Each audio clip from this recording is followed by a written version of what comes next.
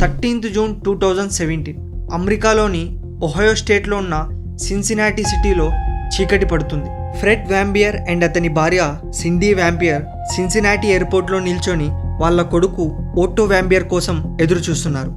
And అక్కడున్న కొంతమంది local residents కూడా ఓట్టో వెల్కమ్ హోమ్ అనే బ్యానర్స్ పట్టుకొని నిల్చొని ఉన్నారు.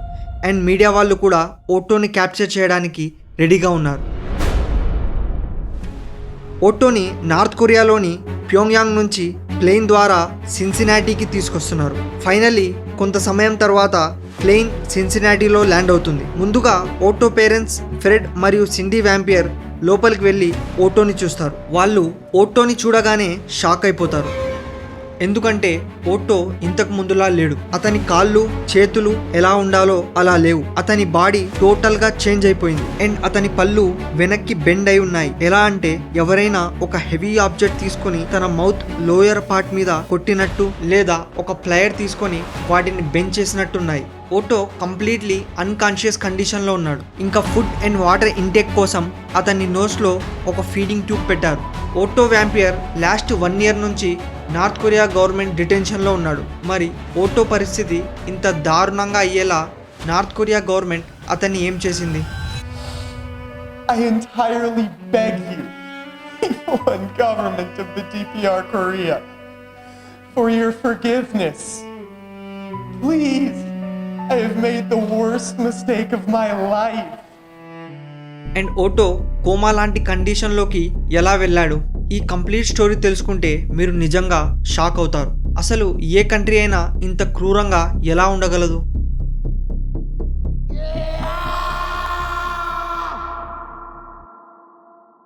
మీరు మా వీడియో ఫస్ట్ టైం చూస్తున్నట్టయితే ఈ ఛానల్ని సబ్స్క్రైబ్ చేసుకోండి. ఓట్టో తన గ్రాడ్యుయేషన్ కంప్లీట్ అవ్వకముందే స్టడీ అబ్రాడ్ ప్రోగ్రామ్ వల్ల హాంకాంగ్ వెళ్లాల్సి ఉంది. సో ఓట్టో వర్క్ లైఫ్లో బిజీ అవ్వకముందే ఒక ఫారిన్ కంట్రీ టూర్ చేయాలనుకున్నాడు. అంతకుముందు కూడా అతను ఇజ్రాయెల్, క్యూబా, ఈక్వెడార్ ఇంకా చాలా యూరోపియన్ కంట్రీస్ విజిట్ చేశాడు. ఓట్టోకి కొత్త కొత్త కల్చర్స్ తెలుసుకోవాలని చాలా ఇంట్రెస్ట్ ఉండేది. అలా ఈసారి ఓట్టో నార్త్ కొరియా వెళ్ళాలని ఫిక్స్ అయ్యాడు. ఎలాగో డిసెంబర్ ఎండింగ్లో ఉంది కాబట్టి ఇక రాబోయే న్యూ ఇయర్ కూడా నార్త్ కొరియాలోనే సెలబ్రేట్ చేయాలని ప్లాన్ చేశాడు. దానికోసం యంగ్ పయోనర్ టూర్స్ అనే టూర్ కంపెనీని సెలెక్ట్ చేశాడు. ఇదొక చైనా బేస్డ్ కంపెనీ.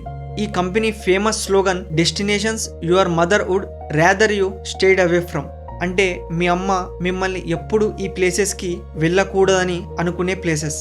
నార్త్ కొరియాలోని సిటిజన్స్ ఫారిన్ కంట్రీస్కి ట్రావెల్ చేయలేరు, కానీ అక్కడి గవర్నమెంట్ ఫారినర్స్ని వాళ్ళ కంట్రీ విజిట్ చేయడానికి అలో చేస్తుంది. దానివల్ల వాళ్ళ వీక్ ఎకానమీకి కొంత బెనిఫిట్ వస్తుంది. అయితే ఆ టూర్స్ కూడా చాలా రెస్ట్రిక్షన్స్తో ఉంటాయి. చాలా రూల్స్ ఫాలో అవ్వాల్సి ఉంటుంది. అందుకు మెజారిటీ పీపుల్ నార్త్ కొరియా వెళ్ళడానికి ఇష్టపడరు. కానీ ఓట్టోకి నార్త్ కొరియా మీద ఉన్న క్యూరియాసిటీ అండ్ ఇంట్రెస్ట్ వల్ల తన పేరెంట్స్కి ఇష్టం లేకున్నా ఓట్టో నార్త్ కొరియాకి వెళ్తాడు. ఈ ట్రిప్లో అతనితో పాటు ఇంకో 10 members కూడా వెళ్తున్నారు.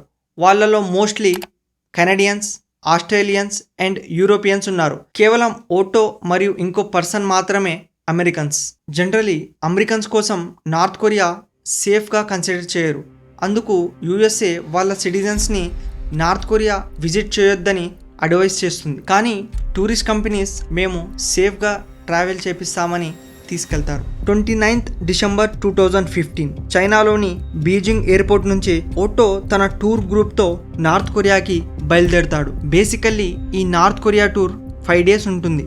నార్త్ కొరియా క్యాపిటల్ ప్యోంగ్యాంగ్లో ఫ్లైట్ ల్యాండ్ అవుతుంది. అక్కడ వాళ్ళ మొబైల్ ఫోన్స్ చెక్ చేశారు. ఇంకా వాళ్ళు ఏమైనా ఇల్లీగల్ డేంజరస్ మెటీరియల్స్ని స్మగుల్ చేస్తున్నారా అని త్వరగా వాళ్ళ బ్యాగ్స్ని చెక్ చేస్తారు. దాని తర్వాత ఓట్టో అక్కడి నుంచి బయటికి వెళ్ళి తన గ్రూప్ మెంబర్స్తో ప్యోంగ్యాంగ్లో ఉన్న టూరిస్ట్ ప్లేసెస్ని విజిట్ చేశాడు. అక్కడ మధ్యలో వాళ్ళకి కొన్ని ప్రొపగండా పోస్టర్స్ కనిపించాయి. వాటిల్లో వైట్ హౌస్ని నార్త్ కొరియా మిసైల్స్తో బ్లాస్ట్ చేస్తున్నట్టు చూపించారు.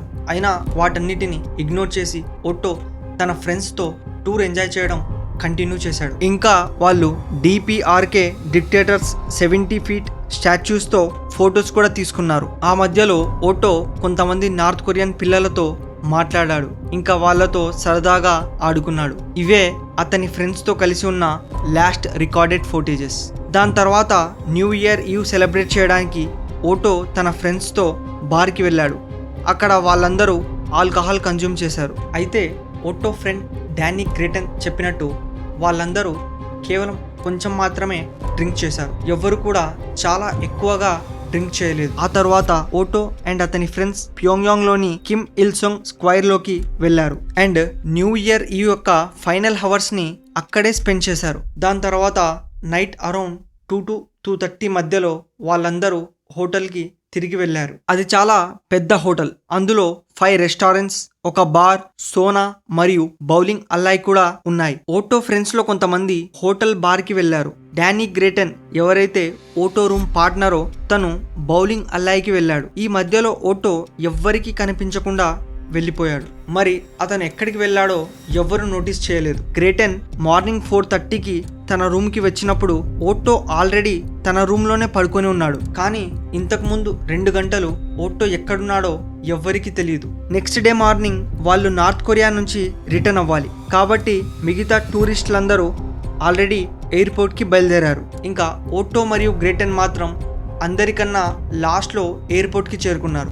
ఎయిర్పోర్ట్ అథారిటీస్కి పాస్పోర్ట్ చూపించిన తర్వాత వాళ్ళు ఫ్లైట్ దగ్గరికి వెళ్ళేటప్పుడు 2 సోల్జర్స్ వచ్చి ఓటోని వాళ్ళతో తీసుకెళ్తారు. గ్రేటన్ అప్పుడు ఓటో ఒక అమెరికన్ కాబట్టి అతన్ని ఎంక్వైరీ చేయడానికి తీసుకెళ్తున్నారేమో అని అనుకున్నాడు. అందుకు గ్రేటన్ ఓటోతో జోకింగ్గా ఇదే మనం నిన్ను చూసే లాస్ట్ టైం అని చెప్తాడు. కానీ గ్రేటన్ తను జోకింగ్గా చెప్పిన ఆ మాట నిజం అవ్వబోతుందని తను కలలో కూడా అనుకోలేదు. ప్లేన్ ప్యోంగ్యాంగ్ నుంచి టేక్ ఆఫ్ అవ్వబోతున్న టైంలో ప్లేన్లోకి ఒక ఎయిర్పోర్ట్ అఫీషియల్ వచ్చి ఓటోకి హెల్త్ బాలేని కారణంగా అతను హాస్పిటల్కి వెళ్ళాడని చెప్తాడు. ప్లేన్లో ఉన్న టూరిస్టులందరూ షాక్ అయిపోతారు. ఎందుకంటే ఇంతసేపు వాళ్ళతో హెల్తీగా ఉన్న ఓటో సడన్గా హెల్త్ మారిపోయిందంటే ప్లేన్లో ఉన్న టూరిస్టులందరికీ డౌట్ వస్తుంది. సో ప్లేన్ ఓటో లేకుండానే నార్త్ కొరియా నుంచి టేక్ ఆఫ్ అయిపోయింది. దాని తర్వాత KCNA Korean central news agency ద్వారా ఓటో నార్త్ కొరియా స్టేట్లో కొన్ని అన్యూజువల్ యాక్ట్ చేశాడని, అందువల్ల అతన్ని నార్త్ కొరియా గవర్నమెంట్ డీటైన్ చేసిందని చెప్తారు. ఆల్మోస్ట్ 6 వీక్స్ తర్వాత ఓటో నార్త్ కొరియా గవర్నమెంట్ ప్రపగండా పోస్టర్ని దొంగలించాడని అలిగేషన్స్ వస్తాయి. ఓటో స్టే చేసిన హోటల్లోని 5th ఫ్లోర్లో ఓన్లీ స్టాఫ్కి వెళ్ళడానికి మాత్రమే పర్మిషన్ ఉంది. అండ్ ఆ 5th ఫ్లోర్లో గోడ మీద ఒక పోస్టర్ ఉండేది. దాని మీద కొరియన్ లాంగ్వేజ్లో let's arm our self strongly with Kim Jong Il's patriotism అని రాసుంది. జనరలీ నార్త్ కొరియాలో ఒక రూల్ ఉంది. నార్త్ కొరియా లీడర్ లేదా అతని ఫోటో ఉన్న ఏదైనా ఆబ్జెక్ట్ని ఎవరైనా డిస్ట్రాయ్ చేస్తే వాళ్ళ మీద ఒక క్రిమినల్ కేసు బుక్ అవుతుంది. అలానే ఓటో మీద కూడా అలాంటి ఒక పోస్టర్ని దొంగలించాడనే అలిగేషన్స్ వచ్చాయి. దాని తర్వాత 29th ఫిబ్రవరి రోజు నార్త్ కొరియా నుంచి ఒక ప్రెస్ కాన్ఫరెన్స్ రిలీజ్ అయింది. అందులో ఓటో స్వయంగా తను ఒక పోస్టర్ దొంగలించాడని కన్ఫెస్ చేస్తూ కనిపించాడు. I committed my crime of taking out the important political slogan.